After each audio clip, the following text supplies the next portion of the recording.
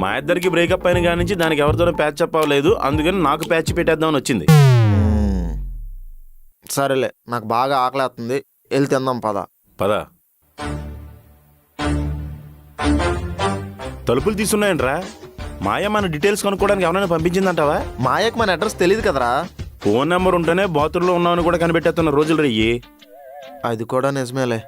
అదే కదా.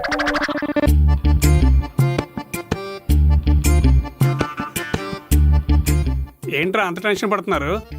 Sudden surprise ఇస్తే టెన్షన్ పడక జాలీగా జోకులు వేసుకోవాలా ఏంటి మాయా? ఈ పోరంబోకంతో తిరిగితే నీకు పెళ్ళైనట్టు ఈ జన్మకి.